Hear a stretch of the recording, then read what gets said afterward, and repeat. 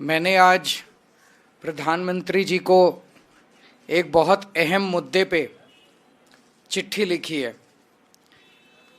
चिट्ठी में मैंने प्रधानमंत्री जी से निवेदन किया है कि भारतीय जनता पार्टी की जो केंद्र सरकार है वो सरकारी खजाने से खुलेआम देश के कुछ चंद अमीर अरबपतियों को उनके ऊपर पैसे लुटा रही है। ऐसे लगता है जैसे सारा सरकारी खजाना जनता पे खर्च करने की बजाय सारा सरकारी खजाना कुछ चंद अरबपति दोस्तों पे लुटाया जा रहा है। इसका तरीका ये है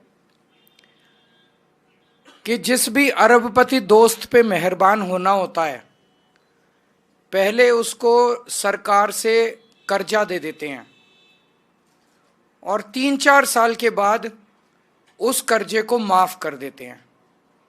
तो एक तरह से सरकारी खजाने का सारा पैसा उस अमीर अरबपति के खजाने में चला जाता है, उसके अकाउंट में चला जाता है। पिछले 5 साल में केंद्र सरकार ने 400 से 500 ऐसे अरबपतियों को उनके 10 लाख करोड़ रुपए, 10 लाख करोड़ रुपए बहुत होते हैं, 400 से 500 अरबपति दोस्तों के 10 लाख करोड़ रुपए के कर्जे माफ कर दिए।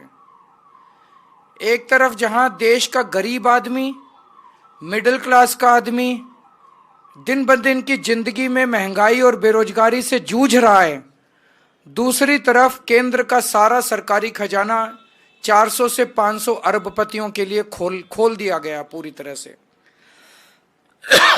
अभी थोड़े दिन पहले अखबारों में आया कि इनके एक दोस्त पे 47,000 करोड़ रुपए का कर्जा था। उन 47,000 करोड़ में से 46,000 करोड़ रुपए माफ कर दिए उसके।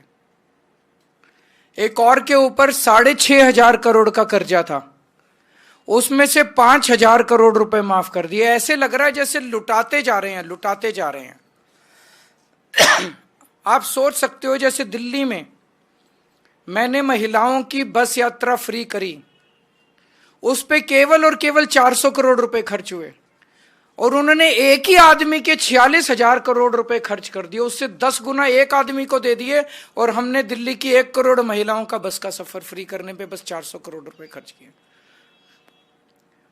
एक मिडिल क्लास का आदमी जो साल में 12 लाख रुपए कमाता है, उस पे केंद्र सरकार ने इतने टैक्स लगा दिए, वो इनकम टैक्स देता है, जीएसटी देता है, सर्विस टैक्स देता है, प्रॉपर्टी टैक्स देता है, एजुकेशन सेस देता है, कैपिटल गेन्स टैक्स देता है, रोड टैक्स देता है। ये सारे टैक्स अगर एक साथ किए जाएं तो 12 लाख इनकम कमाने वाला आदमी कम से कम 6 लाख रुपए अपनी आधी आमदनी सरकार को टैक्स के रूप में दे देता है।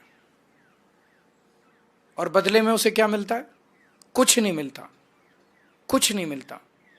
तो जब वो देखता है कि केंद्र सरकार, मैं तो टैक्स पे टैक्स दे रहा हूं, मैं तो 6 लाख रुपए साल के टैक्स दे दिए और मेरा 6 लाख रुपया अरबपतियों के यहां चला गया, मेरे को लूट लिया गया, तो वो बहुत दुखी होता है मिडिल क्लास वाला।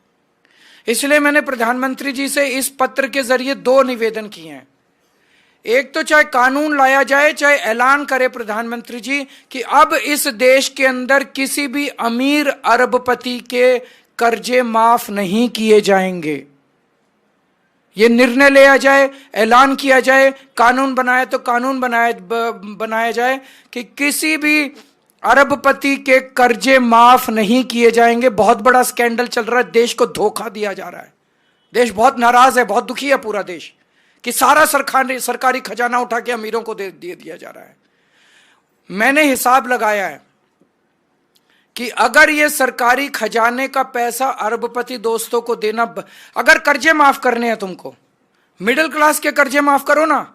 उनके एक मिडिल क्लास वाला बेचारा 1 लाख रुपए अगर महीना कमाता है, उसके 60-70 हजार रुपए ईएमआई में चले जाते हैं। होम लोन ले रखा है, उसने व्हीकल लोन ले रखा, ये लोन ले रखा, वो लोन ले रखा है, 60-70 हजार रुपए उसका कर्जा माफ नहीं करते। उनका कर्जा माफ कर दो, सबके होम लोन माफ कर दो, सबके व्हीकल लोन माफ कर दो, मिडिल क्लास के, किसानों के लोन माफ कर दो। लेकिन ये अरबपतियों के लोन माफ करना, कर्जे माफ करना बंद होना चाहिए। हम मांग करते हैं मिडिल क्लास के सारे ईएमआई माफ कर दो, किसानों के सारे कर्जे माफ कर दो। और मैंने हिसाब लगाया कि अगर अरबपतियों को पैसा देना बंद कर दिया, कर्जे माफ करना बंद कर दिया, तो देश के अंदर इनकम टैक्स की दरें हाफ की जा सकती हैं। इनकम टैक्स का रेट हाफ किया जा सकता है।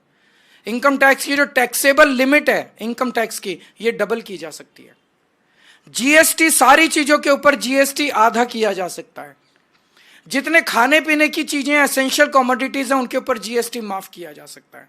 4 चीजें, इनकम टैक्स आधी रेट हो सकती है, टैक्सेबल इनकम की दर डबल हो सकती, टैक्सेबल इनकम की जो लिमिट है वो डबल हो सकती है, जीएसटी की रेट आधे हो सकते हैं सारी चीजों के ऊपर, और जो एसेंशियल कमोडिटीज हैं, खाने पीने की चीजें, उन पे जीएसटी पूरा माफ किया जा सकता है। तो पहली चीज, अमीरों के कर्जे माफ करना बंद करो। माफ करने ही है तो मिडिल क्लास के ईएमआई माफ करो। दूसरी चीज, अगर आप अमीरों के कर्जे माफ करना बंद कर देते हैं तो जितने जीएसटी और इनकम टैक्स है इसकी दरें आधी की जा सकती हैं, टैक्सेबल इनकम की लिमिट डबल की जा सकती है, और एसेंशियल कमोडिटीज के ऊपर से जीएसटी हटाई जा सकती है। ये हमारी मांग है देश के मिडिल क्लास की तरफ से, देश के आम आदमी की तरफ से। प्रधानमंत्री को आज मैंने चिट्ठी लिख के ये मांग की है। अगर इस पे कोई प्रश्न है तो आप पूछ लीजिए। पानी के मुद्दे पे आतिशी जी ने आज एक और चिट्ठी लिखी है। कल सीईओ दिल्ली जल बोर्ड ने जो चिट्ठी लिखी थी उसमें उन्होंने ये कंफर्म किया था कि दिल्ली के अंदर जो पानी आ रहा है उसमें अमोनिया नाम का जहर मिक्स होके आ रहा है। उन्होंने खुद ही कंफर्म किया था। तो आज 4 बजे भगवंत मान जी को और आतिशी जी को चुनाव आयोग ने मिलने का टाइम दिया है। वो दोनों मिलने के लिए इस मुद्दे पे जाएंगे।